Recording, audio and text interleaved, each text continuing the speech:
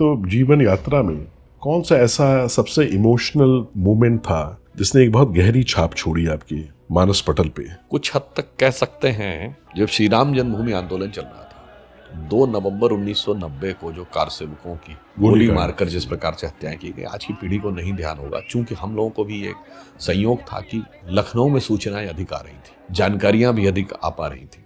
उस जमाने में न मोबाइल कैमरे थे न कुछ था, फिर भी फोटो खींच के जो पत्रकार लोग आ रहे थे, वो देखकर मन में बहुत पीड़ा हुई कि भाई स्वतंत्रता की सार्थकता क्या है, कि मतलब स्वतंत्र भारत में आजादी के 42-43 वर्ष के बाद इस बात को लेकर सरकार गोली चलाने को तैयार है कि एक विदेशी आक्रमणकारी के द्वारा बनाया गया एक विवादित ढांचा, जिसमें पिछले उस समय के लेकर 43 साल से किसी भी प्रकार की कोई पूजा अर्चना नहीं हुई, 1937 के बाद से रुकी हुई थी, बड़ी सहजता से सामान्य रूप से ये उसी प्रकार सॉल्व हो सकता था जैसे सोमनाथ का मंदिर, और उसके लिए इस सीमा तक जाना, देश में पूरी तरीके से कितने जगह दंगे हुए, गोलियां चली, ये सब कुछ हुआ, सरकार रूथलेसली क्रश कर रही थी, कोठारी बंधुओं के सर पे रख के गोली मारी गई। तब तक हम लोग युवा हो चुके थे, इंजीनियरिंग में आ चुके थे, तो मतलब वो एक जैसे कहते हैं तरुण मन को इस बात के लेकर बड़ी वेदना हुई कि ये स्वतंत्र भारत में क्या हो रहा है। जैसे हम लोग कहते हे राम तुम्हारे नगरी में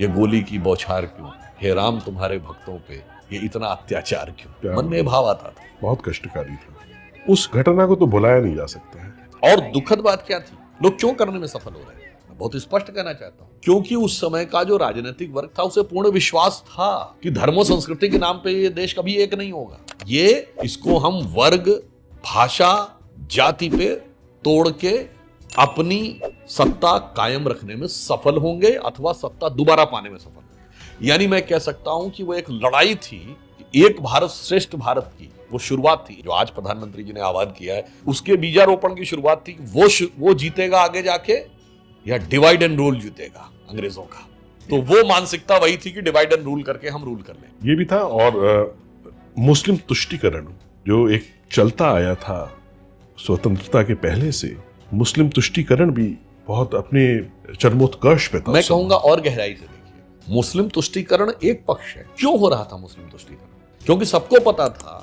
आज मुस्लिमों की 2011 में आबादी ऑफिशियली 15% है, उस समय 13-14% होती, उनको पता था 14% पक्का है।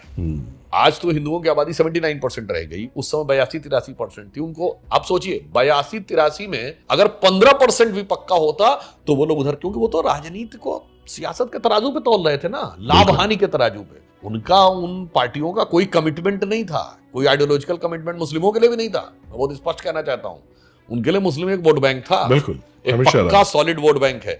तो अब आप ये सोचिए कि उनको पता था कि जात बिरादरी पे तोड़ लेंगे, बिल्कुल हम तोड़ के रख लेंगे, तो उन्हें यह कॉन्फिडेंस था कि 14% भी हिंदू समाज एक नहीं रहेगा। अर्थात 82% के हिसाब से देखें, अगर उस समय 82% थे तो वो 16% भी एक नहीं रहेगा। दे वर कॉन्फिडेंट। और मैं दावे के साथ कहता हूं, आज जितनी एकता दिखी है, अगर उन्हें आभास होता कि इतनी एकजुटता होगी, 10 में से 9 पाला बदल के मंदिर के पक्ष में खड़े हो जाते। मगर मेरे विचार से भगवान भी परीक्षा ले रहे थे कि भाई वही रहेंगे साथ में जो दिल से साथ में है। बिल्कुल, जो लोभ से साथ में है वो साथ में नहीं रहेंगे। जैसे हम लोग उस समय कहते थे ना कि 93 का यूपी का इलेक्शन था, ढांचा गिरने के बाद हमारी सरकार नहीं बनी, एसपी बीएसपी कांग्रेस ने मिलकर सरकार बना ली।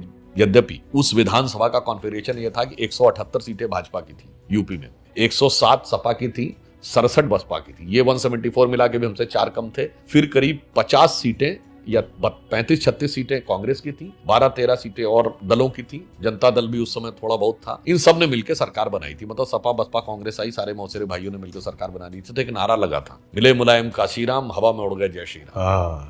मुझे याद है, बड़ा फेमस नारा था, मिले मुलायम काशीराम, हवा में उड़ गए जय श्री राम। तो हमारी एक नेत्री थी जिन्होंने कहा था नारा क्यों लग रहा है, क्योंकि समाज ने अपनी एकजुटता, अपनी विवेकशीलता और अपनी शक्ति के प्रदर्शन में कुछ कमी रख दी। यद्यपि हमें भी उस समय भी 34% के आसपास वोट मिला था। उन्होंने कहा जिस दिन आप अपनी वास्तविक शक्ति दिखा देंगे, उस दिन जो लोग नारा लगाते हैं कि मिले मुलायम काशी राम और हवा में उड़ गए जय श्री राम, उस दिन नारा हो जाएगा क्या मुलायम का काशी राम, सारे बोलेंगे जय श्री राम। और आप उसकी देखिए जो वो शक्ति बढ़ती चली गई, बिल्कुल त्यों वह जय श्री राम की ध्वनि क्रमशः और उत्तरोत्तर प्रतिध्वनित होती चली गई। आज प्रत्यक्ष आज कुछ कुछ वैसा दिखा, अभी पूरी तरह नहीं दिखा, मैं ये भी कहना चाहता हूँ। आज भी वो मानसिकता है कि एक जगह तो पक्का वोट है वो मेरा पक्का है। आज उनको भी पता है कि भाई इतनी भी एकता यहाँ नहीं है। इसलिए मैं कहूंगा ईमानदारी से अभी 1/4 भी लोग कस के नहीं आए, 1/3 जिस दिन आ जाएंगे उस दिन भी राजनीति का समीकरण पलट जाएंगे। अभी उनको पता है कि 2/3 से अधिक को तो हम भाषा में, क्षेत्र में, प्रांत में, अगड़े में, पिछड़े में, दलित में, सवर्ण में तोड़ ताड़ के अपना राज्य जुगाड़ से चलाते रह सकते हैं।